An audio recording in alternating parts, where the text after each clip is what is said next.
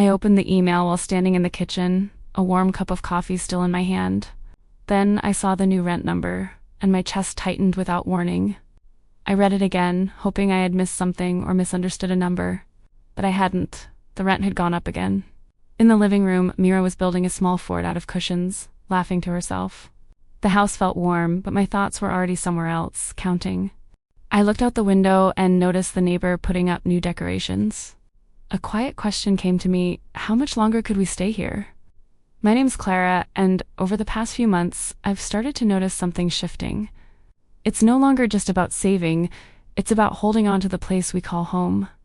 The next morning moves the same as always, steady and familiar. Breakfast, school lunches, and a quiet pile of laundry waiting its turn. While spreading jam onto Mira's bread, my mind drifts back to the email. That number lingers, quietly attaching itself to everything I do. Armin leaves for work, and I wave goodbye like I always do.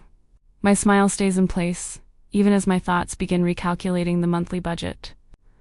By midday, I open the banking app and scroll through quietly. Nothing looks urgent, yet the feeling of security doesn't fully settle in.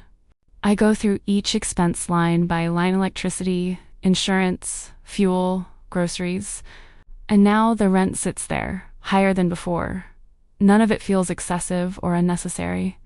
We're not living beyond our means, yet everything carries a little more weight now. I close the laptop slowly and pause for a long breath. It feels like making space for a worry I can't quite explain. A few days later, I started noticing something. I found myself opening housing websites more often. I would look at the house prices, then close the page again. The numbers didn't feel real. I tried another website. It showed the same thing. Houses were getting further out of our reach. At first, I told myself something simple. Everyone is going through the same thing. But that thought didn't make me feel any better. The problem was still there. I started comparing our life to other families, without really meaning to. And with each comparison, the home we lived in felt a little less enough. One afternoon, I found myself scrolling through social media without thinking much. A photo from an old friend appeared, showing their new house.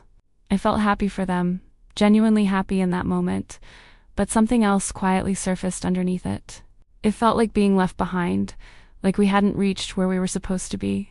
The thought stayed there, quiet but present. I closed the app and looked around our living room instead. Mira's toys were scattered, and a blanket was folded carelessly. This house isn't perfect. The paint on the walls is starting to fade, and the carpet has grown old. But all of our memories are here, I know that. Even so, the uneasiness still finds its way in. I'm starting to realize the biggest pressure isn't the rising rent. It's the story I keep telling myself about what success should look like. The weekend arrives, and we go to the park like we usually do. It feels familiar, like something we don't need to think about. Mira runs after soap bubbles, laughing as they drift away. Armand stands a little further, quietly taking photos. They look happy from where I stand, and they really are. But quietly, my thoughts drift somewhere else.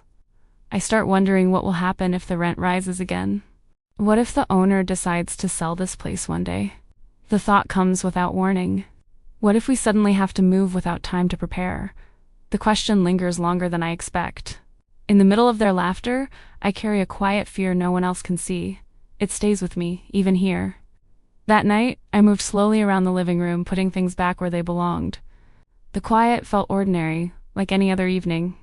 Mira sat quietly on the floor, focused on her drawing.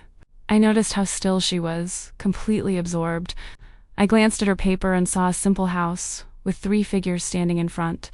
It made me pause for a moment. I asked her softly what she was drawing. The question felt casual, almost automatic.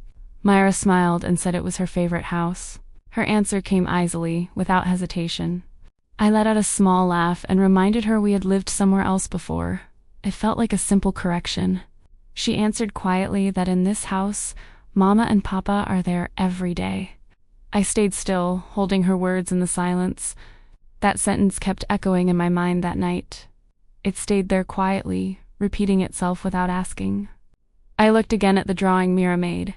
The house in it was simple, nothing large or impressive. But the biggest thing in that drawing was our family. It took up more space than the house itself. That was when something began to settle in me. A quiet realization started to take shape. I had been too busy chasing a sense of security in the future. I didn't notice the kind that already existed today. Children don't measure a home by its market price. They measure it by who is there with them. And maybe all this time, I've been mixing ownership with security. The two felt similar, but they were not the same. The next night, I finally spoke to Armand. The words felt quiet, but they had been waiting. "I'm scared," I said, without trying to soften it.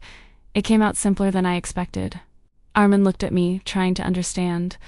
"Not about money?" he asked gently. I shook my head slowly. "I'm afraid we might never have a place of our own." He stayed quiet for a moment. Then a small smile appeared. "If I had to choose," he said softly, "I'd pick a peaceful family over a house." For the first time in a while, I felt heard. The feeling stayed quietly with me. The following week, we tried setting up something different. It wasn't something we had planned for long. It wasn't for a holiday fund. It wasn't for fixing the house either. We called it a moving fund. It felt simple when we said it out loud. It was meant for a day we might have to leave.